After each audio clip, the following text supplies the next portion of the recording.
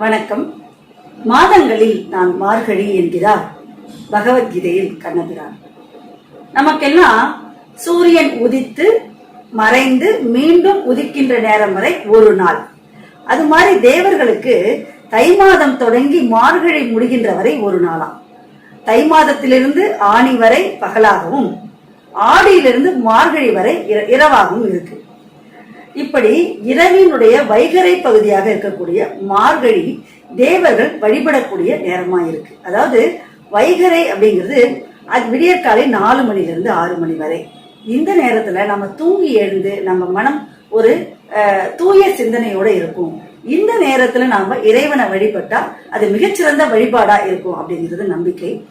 அப்படி தேவர்கள் வழிபடக்கூடிய இந்த மார்கழி மாதம் முழுவதும் நம்ம வழிபட்டு வந்தா நம்ம வாழ்க்கையில அமைதி நிலவும், ஆரோக்கியம் பெருகும். மானிடர்க்கென்று பேச்சுப்படில் வாழ்கிறேன் என்று திருமாலையே கணவனாக வரித்துக் கொண்டு பாமாலை பாடியவள் ஆண்டாள். அந்த ஆண்டாள் பாடிய இந்த திருப்பாவை பாடல்களை மார்கழி மாதம் முழுவதும் படித்தும் கேட்டும் பாடியும் வந்தால் நம் வாழ்வில் பல்வேறு நலங்கள் பெருகும். அந்த வகையில திருப்பாவையினுடைய முதல் பாடல் மார்கழி திங்கள் மதி நிறைந்த நன்னாளால் என்று அந்த பாட்டு தொடங்குது. மார்கழி மாதமும் சரி, முழு நிலாவும் சரி, எப்பவுமே சிறப்பு வாய்ந்தது. அப்படி சிறப்பு வாய்ந்த இந்த நல்ல நாள்ல நீராட போகலாம் வாருங்கள், அதுவும் வைகரையில் பனி நீராட போகலாம் வாருங்கள் என்று பெண்கள் கூட்டமாக போய் வீட்டுல இருக்கக்கூடிய மற்ற பெண்களை அழைக்கிறாங்க.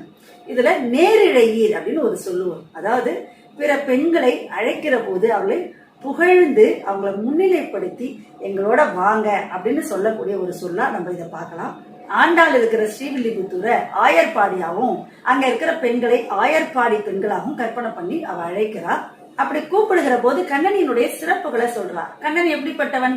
கரிய வேலை கொண்டு காவல் காக்கிற கொடுந்தொழிலை உடைய நந்தகோபனுடைய மகன், அழகிய கண்களை உடைய யசோதையினுடைய இளம் சிங்கம், அவனுடைய கரிய திருமேனி, சிவந்த கண்கள், அவன் வெப்பமாகவும் இருக்கிறான், குளிர்ச்சியாகவும் இருக்கிறான். எப்படி அவன் பகைவர்களுக்கு வெப்பமாகவும் பக்தர்களுக்கு குளிர்ச்சி பொருந்தியவனாகவும் இருக்கலாம் அப்படின்னு சொல்லி இந்த பாவை நோன்பு பாடுறதுக்கு இசை வேணும் இல்லையா? அதுக்கு பறை இருக்கான். அது யார்கிட்ட இருக்கு?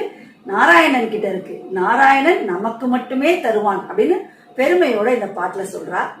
இந்த திருப்பாவையினுடைய இந்த முதல் பாடல்ல என்ன சிறப்பு அப்படின்னா, ஒவ்வொரு அடியும் நம்மளுடைய எண்ணத்தை அப்படியே மேல உயர்த்துற மாதிரி தாட் ப்ரொவோக்கிங்னு சொல்லுவாங்க இல்லையா? சக்தி நிறைந்த ஒரு தொடர்களா இருக்கும். அது இதுல கடைசி வரி பாருங்களேன், பாரோர் புகழ படிந்தேலோர் எம்பாவாயின்னு முடிச்சிருப்பாங்க.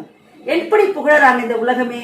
பாவை நோன்பு நோற்றா மழை நிறைய பெய்யுமா, மழை நிறைய பெய்தால் நாடு செழிக்கும். அப்படி நாடு செழிச்சா இந்த பிள்ளைங்களாம் சேர்ந்துதான்ப்பா பாவை நோன்பு செய்தாங்க, அதனாலதான்ப்பா இவ்வளவு மழை பெய்து செழிப்பா இருக்குன்னு சொல்லி பாராட்டுவாங்க அப்படின்னு சொல்லி இந்த பாடலை முடிச்சிருப்பாங்க. மார்கழி திங்கள் மதி நிறைந்த நன்னாளால் நீராட போதுவீர் போதுமினோ நேரிழையே சீர்மல்கும் ஆய்ப்பாடி செல்வ சிறுமீர்கால் கூர்வேல் கொடுந்தொழிலன் நந்தகோபன் குமரன் ஏரார்ந்த கன்னி யசோதை இளம் சிங்கம் கார்மேனி செங்கன் கதிர்மதியும் போல்முகத்தான் நாராயணனே நமக்கே பறை தருவான் பாரோர் புகழ படிந்தேலோர் எம்பாவாய்.